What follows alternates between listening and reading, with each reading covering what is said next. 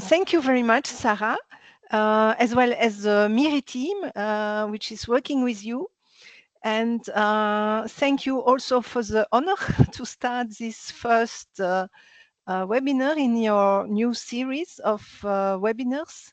I look forward to listen to the other colleagues. And yeah, and I will start with the first page. So just to give you a small information about our BCCM consortium, as Sarah introduced, we are a consortium of 7 culture collections disseminated in Belgium, and we benefit from the help of the coordination cell, which is in Brussels, so that we don't need to have all a website or a QMS manager, etc. We are funded by BELSPO, as you can see, which is a Science Policy Office of Belgium. And we have ISO 9001 multi-site certification. At the moment, we have more than 290,000 biological resources and genetic resources. And you can just see in the figure how this is distributed among the different culture collection. And we have a website where you can find all information about the strains, the genetic material, and the services that are offered. The mission of BCCM is to acquire, preserve, and distribute the microbial and genetic resources, but also to work on them, to identify and characterize them, to offer customer-oriented service, increase the understanding of microorganisms and their function in ecosystems, and foster the application of biological resources. So that was our presentation, and in connection to this seminar series, BCCM is the Belgian node of MIRRI-ERIC since 2023, and is very proud to have been very active for the creation of this infrastructure. Okay, so now I'm going to go over to the subject of my presentation. My objective was, in fact, to explain the peculiarities of the cyanobacteria and their taxonomy to other microbiologists studying other microorganisms, in the hope to improve our communication, the design of database, shared data, digital infrastructure that will happen in MIRRI-ERIC, because I realize that sometimes there are like misunderstanding, because of course, I will explain how we are shaped by our history, I would say. And then what is my strategy for this talk? I will link the talk between the old denomination for cyanobacteria, which is schizophrenic, and this ring a bell, I think, in the neurological world, and the split nature of the cyanobacteria, the double identity that it has. And to make it hopefully a bit more entertaining, I will use a red thread, which is a humanized cyanobacterium that really suffers and seeks help with a psychotherapist. So here we go. Here you have the cyanobacterium lying on the couch and telling the psychotherapist, I had a very difficult birth and childhood. And indeed, cyanobacteria, they have evolved under very extreme conditions. So in this hostile world, there were harsh environmental conditions, volcanism, no ozone layer, as they were creating the oxygenic photosynthesis. At that time, there was no ozone. And I think that people say they are resilient, but in fact, they may display the strategies that allowed them to cope in that period with many stresses, pH, salinity, UV, varying temperature, light, and freezing cycles, desiccation. So all during their whole evolution of 2.5 billion years, they probably always had some advantage to keep those adaptations, and they display them nowadays. Yeah, the traces of potential microbial communities, including cyano, we speak about potential because it's just rocks. They can be found in, the oldest one can be found in the stromatolites in Australia, 2.77 billion years. And the first unambiguous fossils start at around 1.9 billion years also. This was a paper where I participated, and we have here in the frame the modern cyanostylon, for example, compared to Polybesurus, which is 800,000 million years old and was found in Svalbard. So this is the reasoning of paleobotany, is to try to find modern counterparts to the morphology that they see in the fossils, in the fossil records.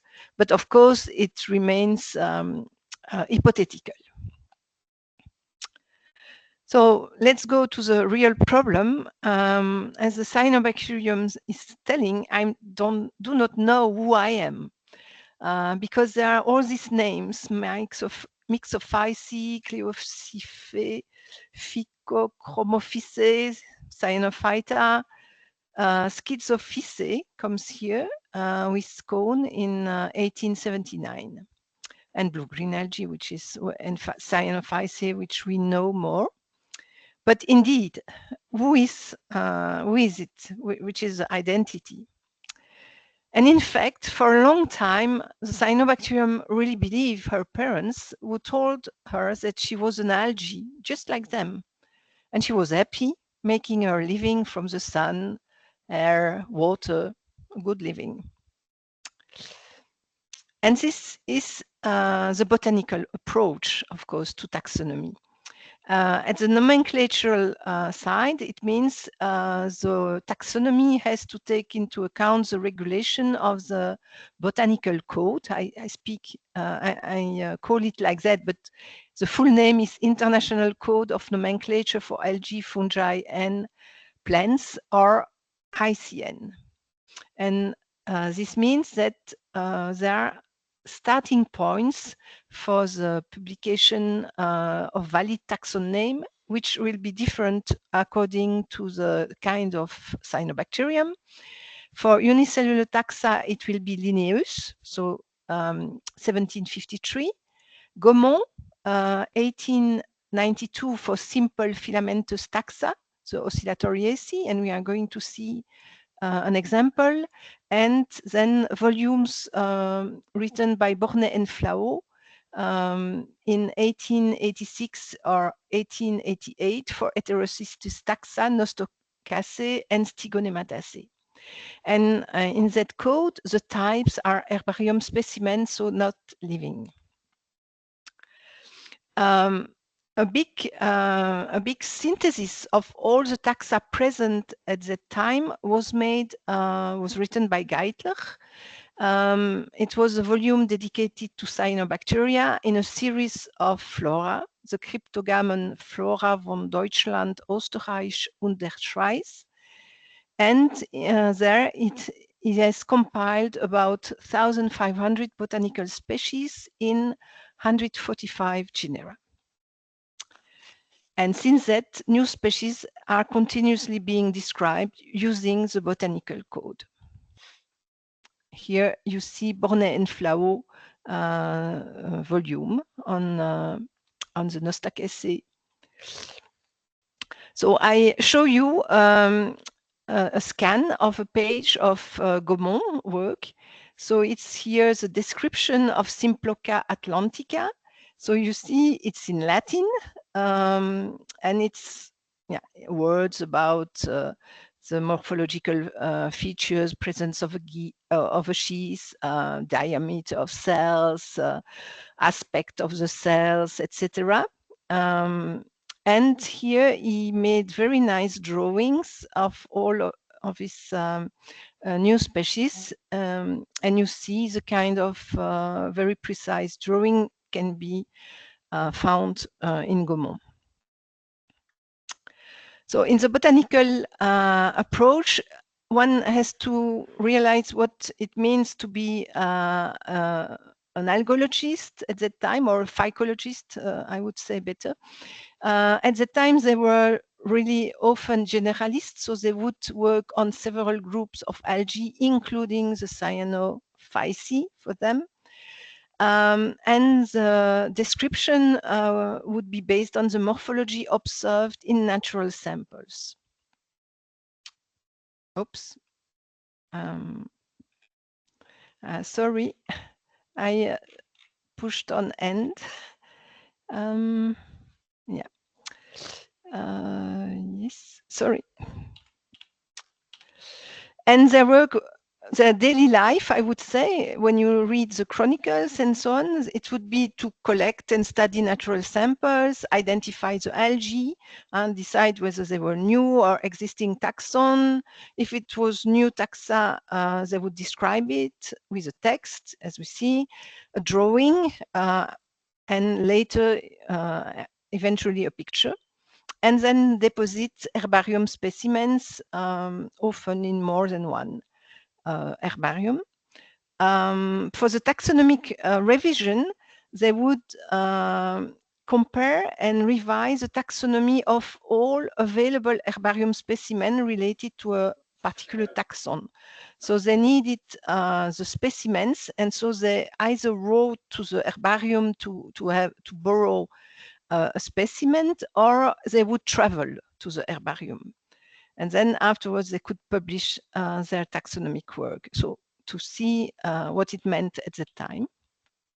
Just an example of William West from UK.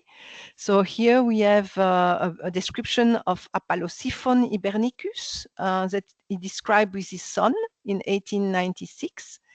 And we see in the label of the herbarium that this taxon was identified in a sample from Massachusetts by F.S. Collins in 1911 and deposited in a herbarium. This taxon name is listed in GBIF and LPSN, so it's still valid.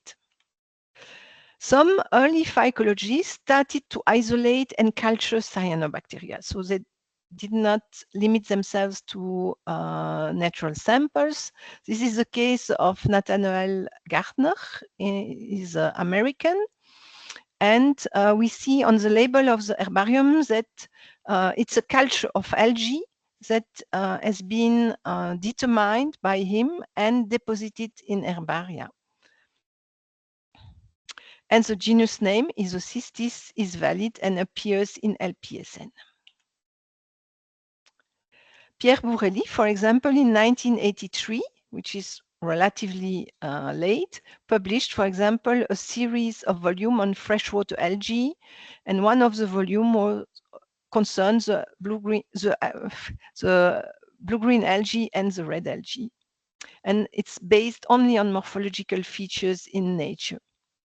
And for an anecdote, when I visited him in 1985 at the museum in Paris, I asked him to look at my strains. He refused because he did not consider that cultivated strains were useful for taxonomy. Only natural samples were. So you see that they had sometimes strong opinions about what was useful for taxonomy. But still, we have to acknowledge morphological identification are still in wide use for routine monitorings and ecological studies. And in fact, they give invaluable information on diversity and biogeography. So here in this botanical approach, a main actor has been the International Association for Cyanobacteria and Cyanophyte Research, IAC. It had been funded in 1959 by Edith Kahn an Austrian algologist, and Otto Jagd in Switzerland. And it has always been a melting pot and a catalyzer of discussions, new ideas, and it allowed the encounter of the different approaches. So we are going to see the bacteriological approach later, but I can tell you also that during AC meetings, there were both sides, I would say, would meet and discuss. So the first symposia started in 1960 and continued first in Switzerland and then changed countries, and proceedings were peer-reviewed and published. And by the way, it will be organized by us, BCCM ULC, and the host laboratory at the University of Liège this summer. So you can contact us and we will soon reach out. So some characteristic of these meetings is that there are excursions in the field, people harvest samples or come with their own samples, and we have extended microscopy sessions where everybody is looking at the samples and help each other for the identification, looking at the characters, giving opinions. So here, field trips, in that case, during in 2010. A big step and still very useful was the publication of 3 volumes on Cyanobacterial. You see the names are changing. Between 2008 and 2013, 3 volumes on Crococales, Oscillatoriales, and Heterocystus genera, which are were written with the hope, with the wish to have a definition of smaller, more coherent monophyletic genera, extensive review of literature, and integration of all the biochemical, ultrastructural, and molecular characters available at the time, blended with the author's considerable taxonomic experience. And of course, it was the work of Jiří Komárek and Kostas Anagnostidis. And these green books, we call them green books, a bit like Green Bible, are still of use and still very useful. But then let's go back to our cyanobacterium. What happened? She had a really big shock because the bacterium told her that she was one of them. She was a bacterium, in fact, because they shared the absence of a nucleus and similar ultrastructure and many genetic features. What were these impacts? First, the publication of a paper, Phototrophic Prokaryotes, Cyanobacteria, by Stanier and his wife Cohen-Bazir.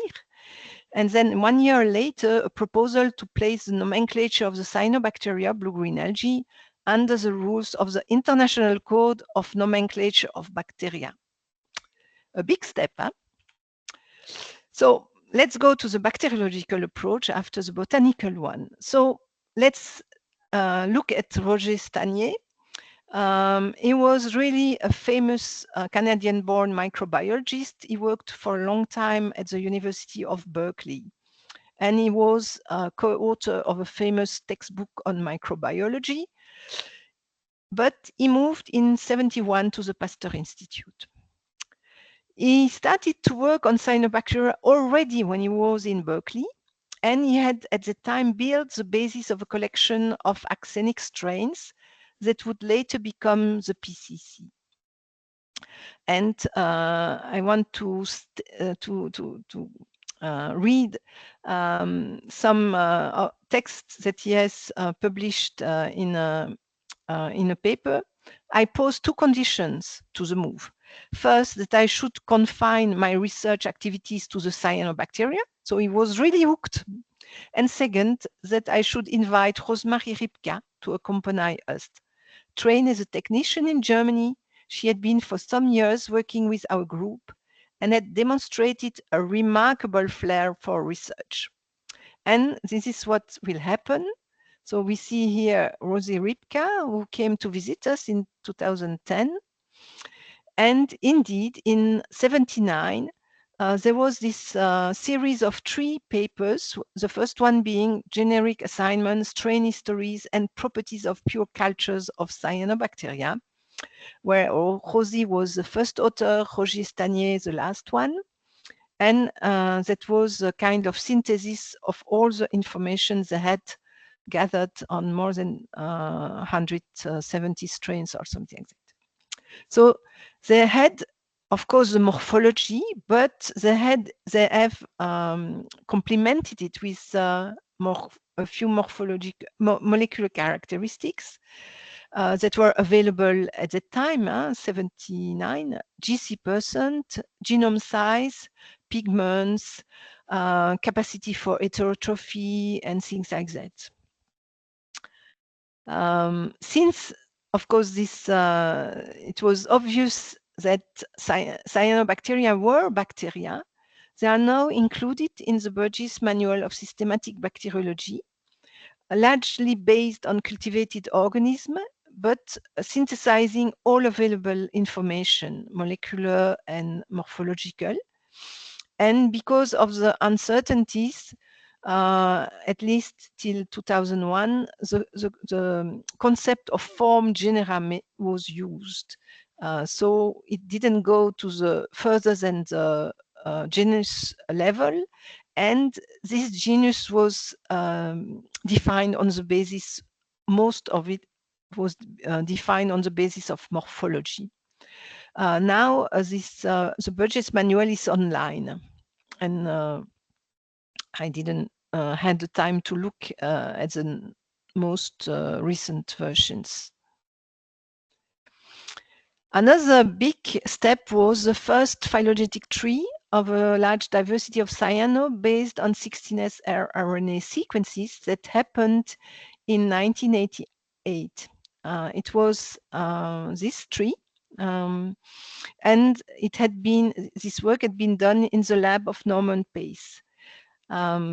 It was a lot of work, even if today we can do that quite quickly. You may know that it was done, the sequencing was done on RNA with the RNA transcriptase. And also a drawback was that probably there were errors, but anyway, it was the only possibility because PCR did not exist at the time. And I had the chance to go there. And you see Norman Pace and myself during a bicycle trip. And we must acknowledge that the molecular phylogeny on the basis of the 16S rRNA and ITS have really revolutionized the taxonomy of cyanobacteria, but just like for other bacteria also. But for my poor cyanobacteria, it was really hard because this is how her schizophrenia started. Sometimes she felt like an algae and sometimes like a bacterium. It's not easy situation. The lady says, it seems that you still have to explore your inner diversity and put some order in it. That's where I am going to cite the work of Jan Kastowski, Welcome to the Jungle, because it's quite recent and he made a study of about 20 years of publications related to the new taxa in cyanobacteria. And if you see the graph here, you have renamed species since 2000 in blue, and completely newly described species in orange. So you see also a dashed line in red, which is the average number of described species till 99. So it's about 22 per year. So there is a kind of increase, of course, linked also to several solutions that were found for problems. But still, Kastowski made the point that if you started to look at the repartition by continent, type of habitat, ecosystem, taxonomic orders, there were really big differences. So it's the job of a therapist to say, can you reconcile both identity and consider this double nature as a quality instead of a curse? The answer is, I would like, but there are taxonomists out there making my life difficult. And indeed, there were conflicting requirements of the botanical and bacteriological codes. At the level of the publication platform, the botanical code would consider any serious botanical journal, but the bacteriological one would consider only names published in the International Journal of Systematic and Evolutionary Microbiology, or if published elsewhere, they would be included in a validated list of names in IGSM. Date of priority. It was Linnaeus for the botanist, but we have seen that there are some later starting point for certain taxa in the case of bacteriological code. And then the nature of the nomenclatural type, it's inactivated material, mostly herbarium, but could be also dead material. Whereas the bacteriological code needs a living culture, moreover, axenic one. This was the case happily till 21. But in the meantime, it explained why very few taxa have been described validly under the rule of the bacteriological code. And most of the taxa that Kastowski was counting were created under the rule of the botanical code, because it's much more easy in these circumstances. And so the work of a therapist is to make the patient better. And it worked, because he says, after all, my dual nature can be a positive quality. If I forget the taxonomic problems, in fact, I will have twice more collaborators and friends from both fields. And there were also important steps for the reconciliation of those taxonomic approach. First, it's a current that has arisen in the botanical approach.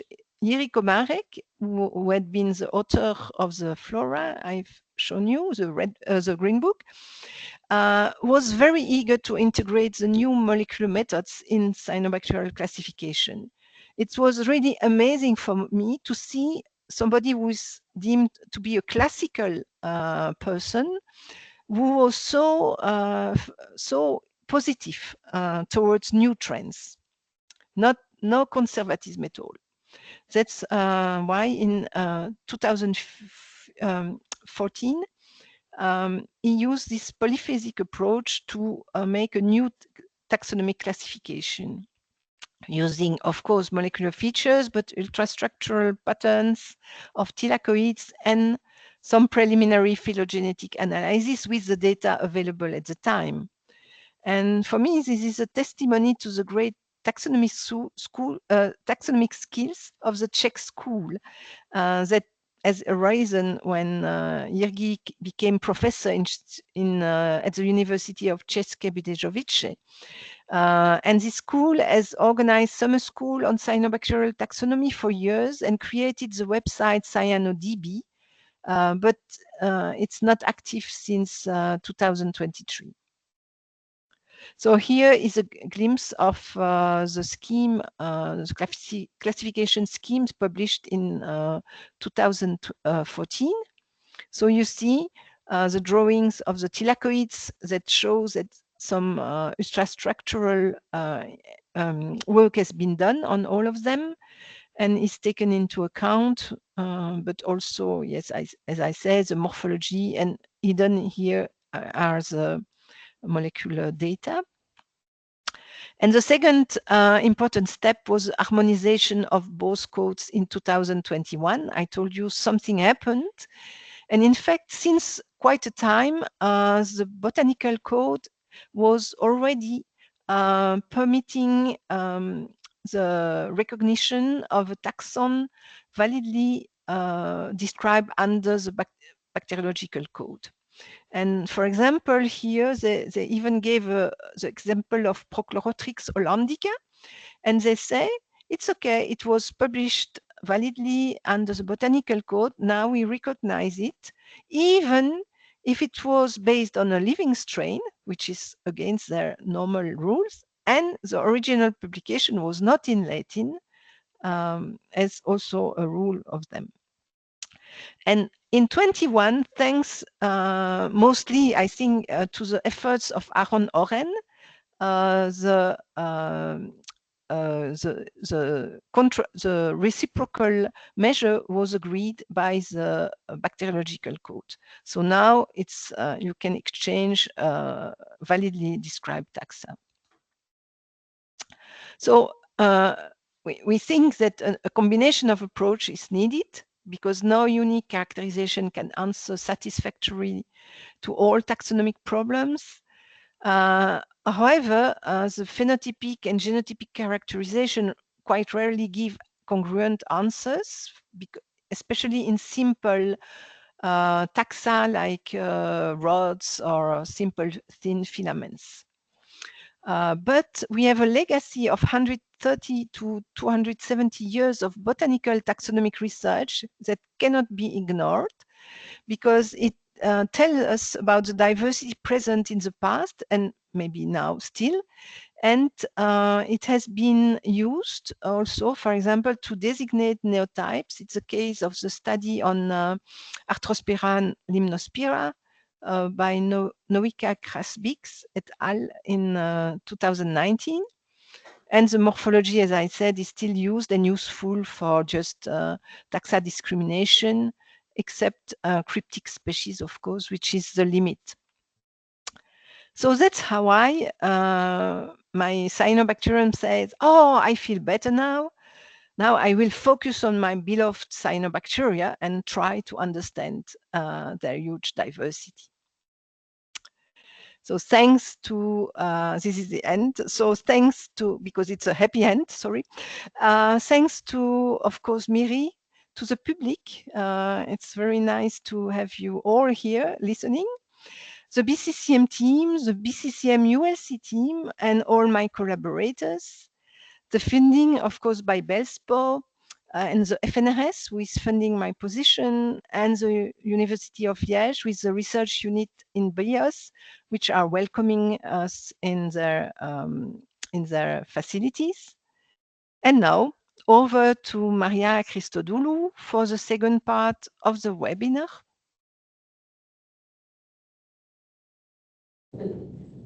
Thank you, Annick, for this funny and animated explanation. Maria, I believe, please try to share your screen. I believe you do. Yes.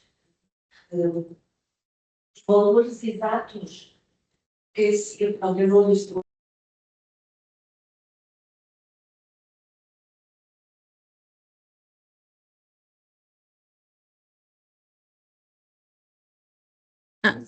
I hope you can see my screen. Yes? Yes, we can see your screen.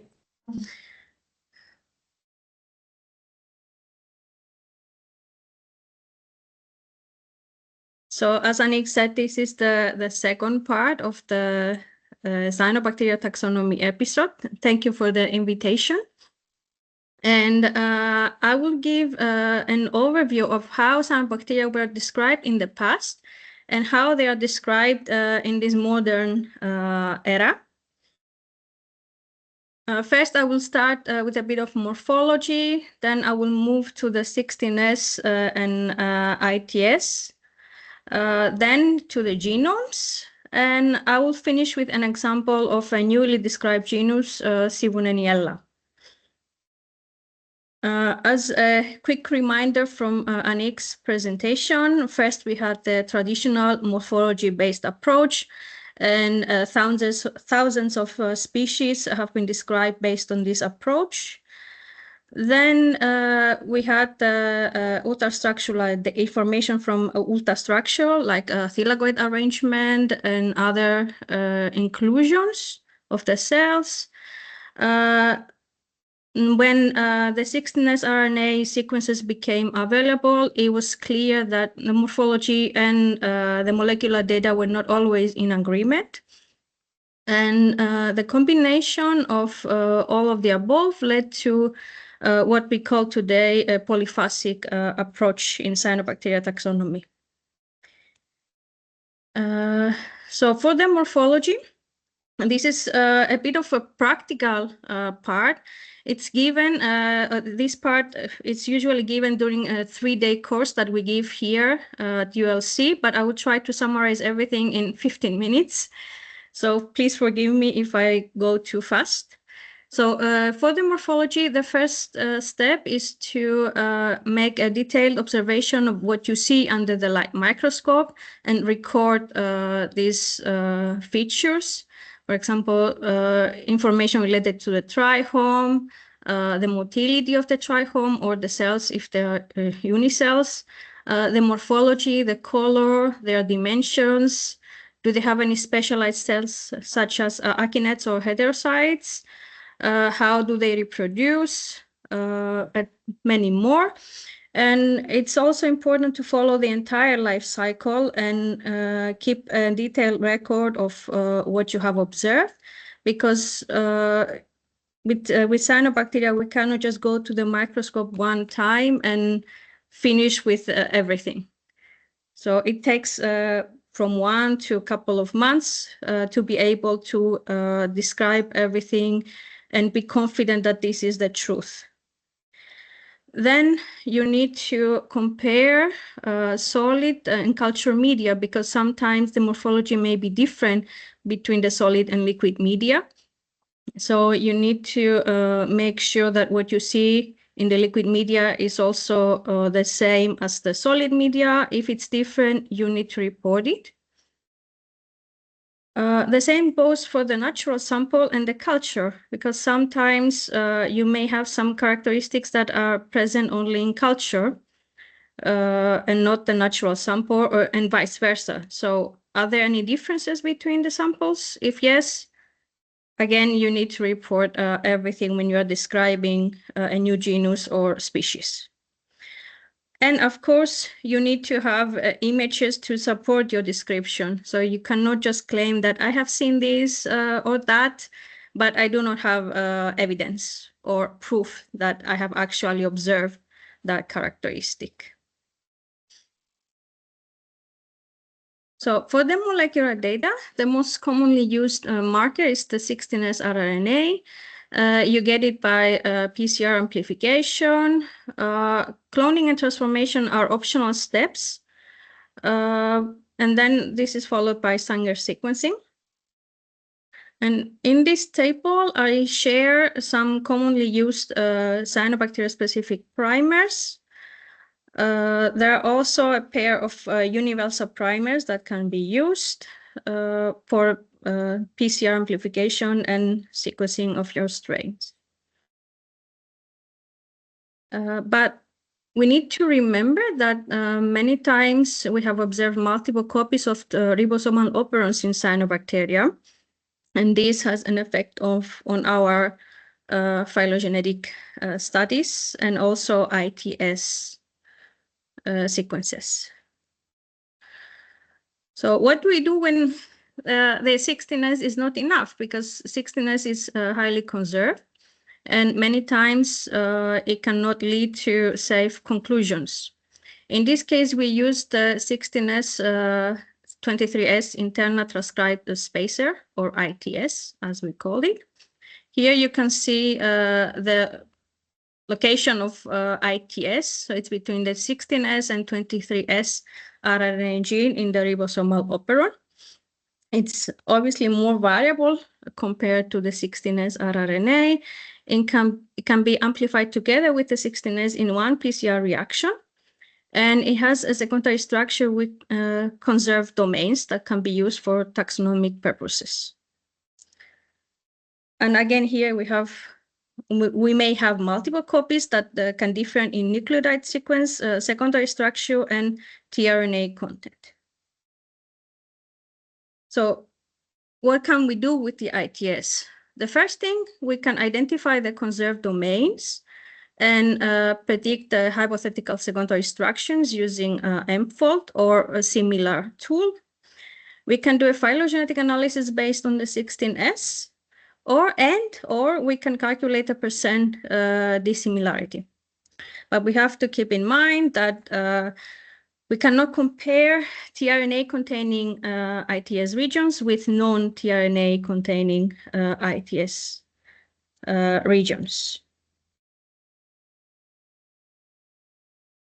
Here is a screenshot of the article of Eitemann et al., who first identified these conserved structures. And you can see in the second picture from Villanueva, the important regions, which is D1, V2, if you have tRNA containing operons, box B, and V3 helix. I'm sorry. Yeah. Here we have an example of MFOLD. This is how the different structures look like when you fold them. But we have to pay attention here to not just present the structures, we also need to describe them and compare them to already available structures of species within the same genus, if we are talking about a new species, or genera within the same family, if we are talking about establishing a new genus.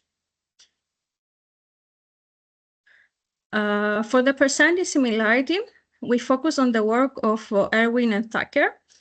They took a great number of symbiotic Synechococcus strains, and they used ITS percent dissimilarity to distinguish between the different species.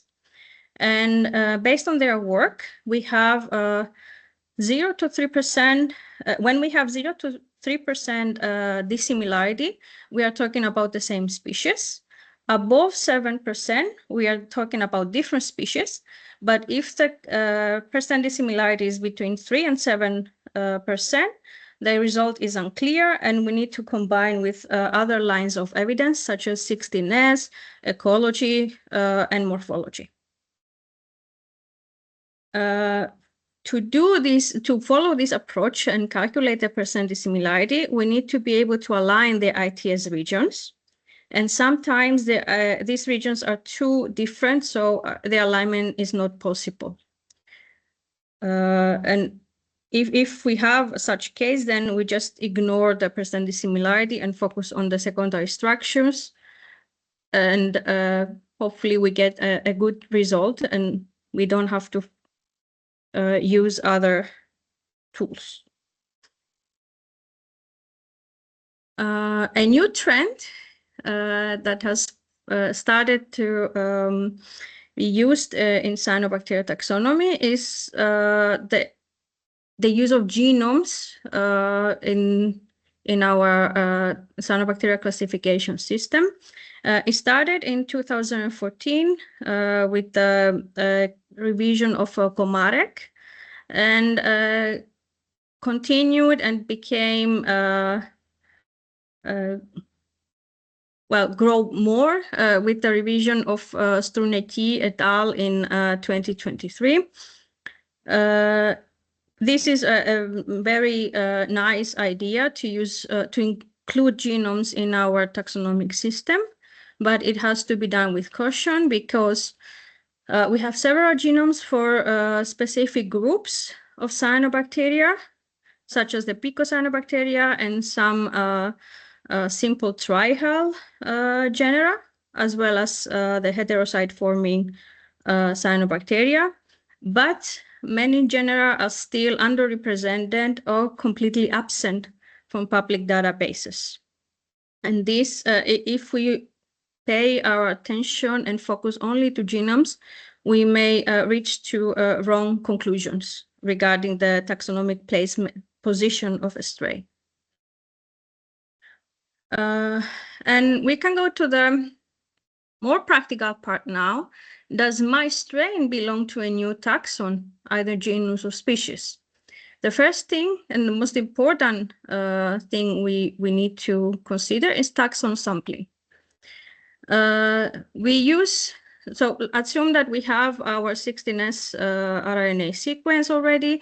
We use BLAST-N to find closely related strains. We retrieve those closely related strains, as well as nucleotide sequences assigned to species in the same genus, other closely related genera, and also genera from different families. Here is the problem. Many of these strains have been incorrectly identified. And according to the work of Dvorak in 2018, this percentage is more than 70%. So this, if we just take the sequences without checking or doing at least a proper evaluation, it can lead to confusing results in many phylogenetic analysis. Yeah, sorry. Yes, this was my previous slide. Sorry. So what is the solution to this problem? We refer to the original publications and try to find or analyze any morphological data if they exist. We do a phylogenetic analysis using a big data set, so 300 to 400 taxa or more, and try to see where our strain falls, in which family or genus. And we also use well-described taxa and type species to identify the sensu stricto clades and move from there. This is something that takes a lot of time, but is necessary if we want to reach to safe conclusions. I will go back now, sorry, to talk about the thresholds for genera and species. So what we currently use to distinct genera between to identify a new genus is the 94.5% 16S similarity. For distinct families, that percentage is lower to 86.5% similarity. But for the species, this is 98.65% similarity. So if two strains have less than 98.65% similarity, they belong to different species. If that similarity is more than 98.65%, we cannot reach to any conclusions. But this rule has some exceptions. So in this case, we check the morphology, we check the ecology, and any other information that is available to us.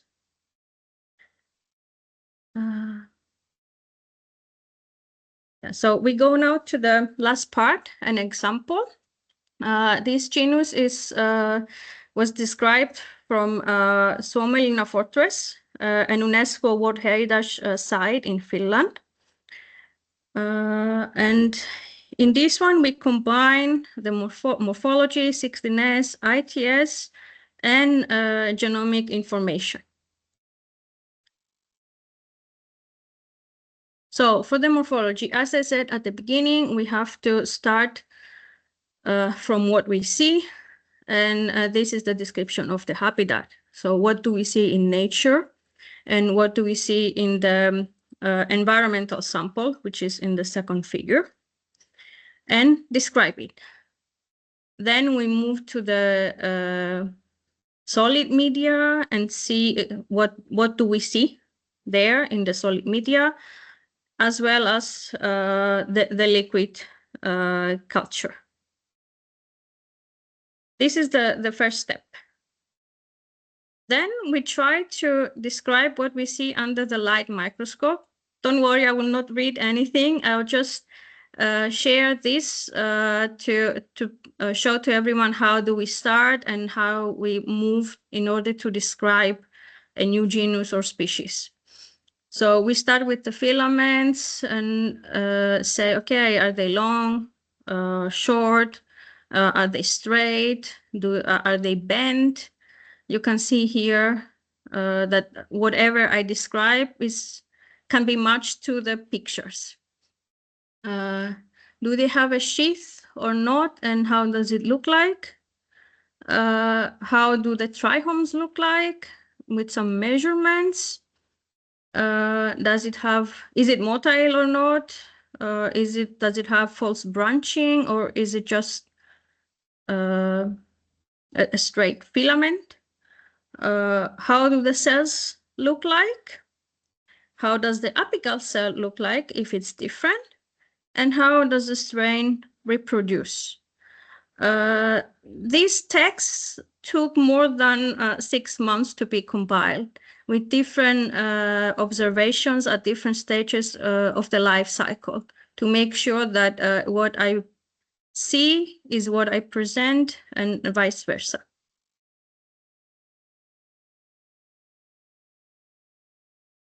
And I was also comparing the solid media and the environmental sample. And I saw, okay, what I see in the environmental sample is also confirmed with the cultures. And I was also checking to see if the strains change when they age. And that was the case for both of them, at least when it comes to the color, because all the other characteristics were consistent.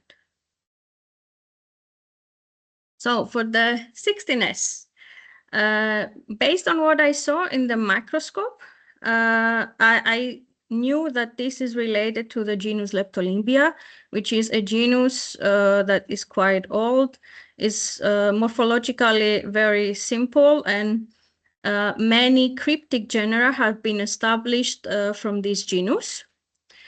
So to make sure that I am describing something that is valid, I started with a data set of approximately 500 taxa. You can see it here.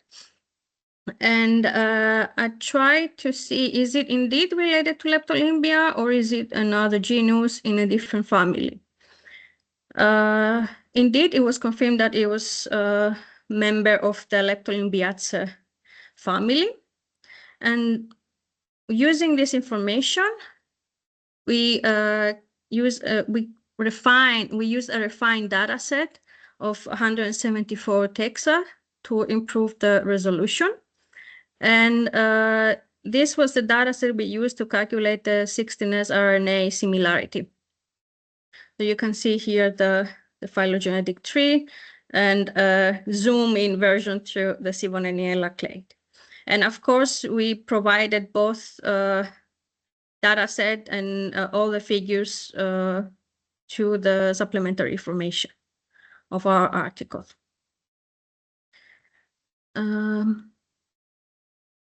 Here you can see the supplementary table. Just a reminder that less than 94.5% corresponds to a new genus, and less than 98.65% corresponds to a different species. You can see here that our two strains share 100% sixtiness similarity. So this means they belong to the same species. And we also had a set of strains that belong to the same genus, but different species. For this, we only have the sixtiness RNA information and ecological data, so we cannot describe anything that we cannot see. This is up to the authors or isolators of these strains to describe them if they want to describe them at some point. We also had a strain that was above the threshold for the genera, but the problem with this strain is that it had completely different ITS nucleotide sequence. It could not be aligned with the remaining strains, and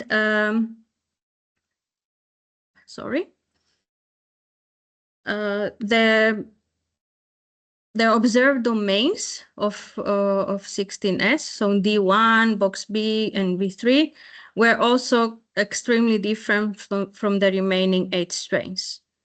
We also had no information on their morphology.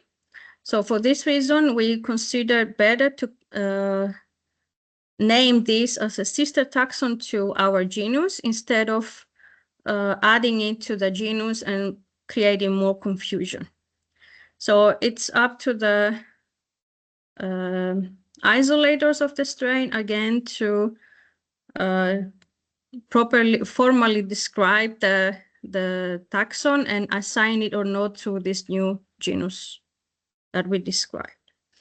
You can also see here that the genus is completely different than the other described genera in Leptolymbiaceae.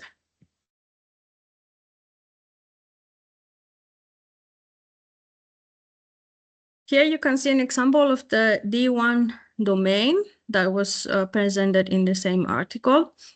And as you can see, we fold all the strains that we have in NCBI, including strains, the type species of different genera in Leptolymbiaceae, such as Leptolymbia boreana, Plectolymbia hodgsoni, Munilinima, Apatinima, and many others.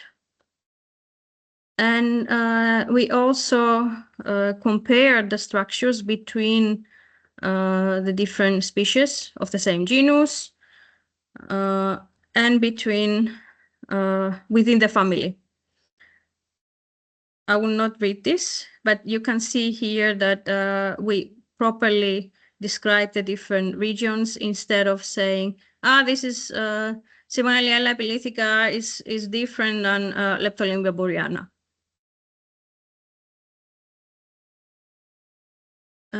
Here we had a table with the percent dissimilarity, and as you can see again, this result is 0%, means that the strains belong to the same species, and it confirms the results of the 16S RNA phylogenetic analysis. At the same time, you can see that all the other strains are above the 7% threshold, suggesting that they belong to different species. Furthermore, we did a combined 16S and 23S, ITS phylogenetic analysis. And the phylogenetic tree we got was identical to the one of the clade in the 16S RNA analysis. And this was a good indication that the phylogenetic analysis results are concrete. Finally, we did a phylogenomic analysis, but the number of genomes that we could use was significantly lower than the 16S RNA sequence. You can see the place of our strain within the Leptolymbiaceae. And at the same time, we had some strains that had incorrect names, for example, Formidium, which belongs to a different family, Oscillatoria, the same, and also the Leptolymbia ohadi strain IS1.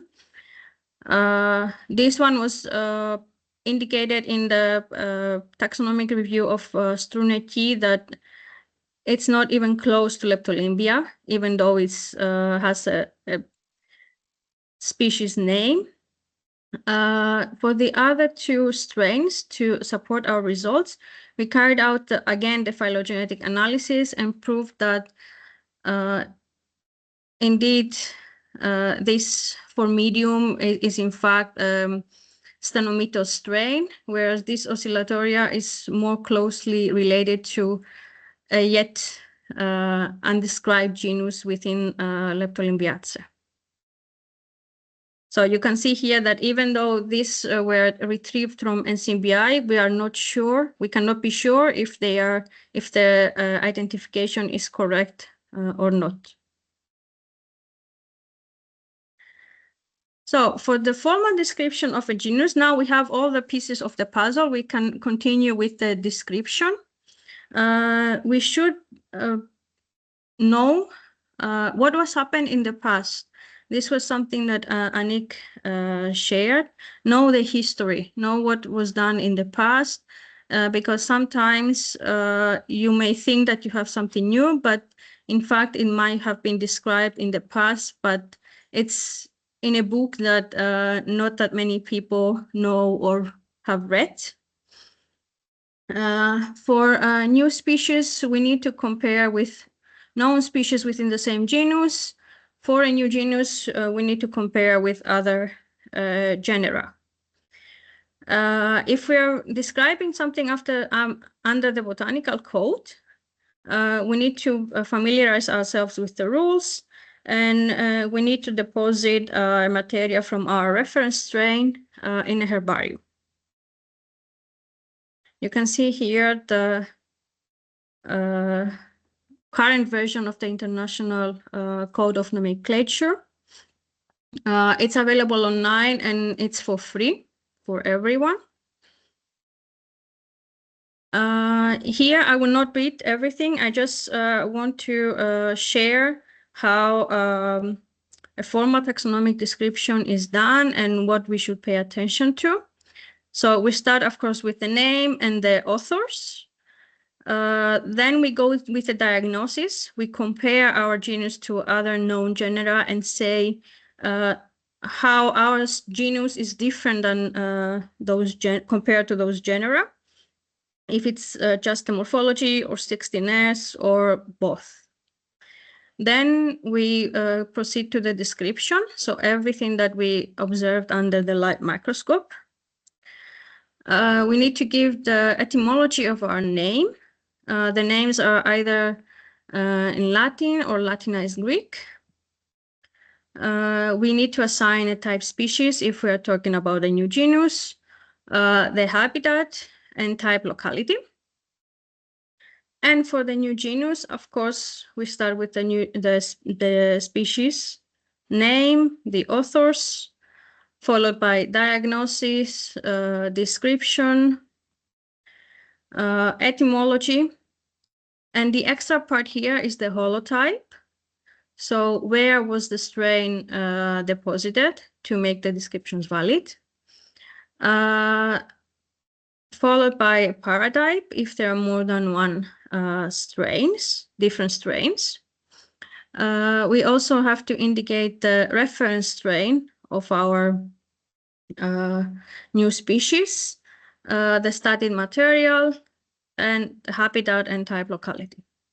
You can see here that even though the botanical code requires the position of the herbarium sample, it's always a good idea to deposit our strains in a culture collection or more culture collections, more than one, to prevent the loss of biodiversity, make the strains available to the scientific community and allow further research or studies, and also to have a backup in case the strain is lost in the researcher's lab.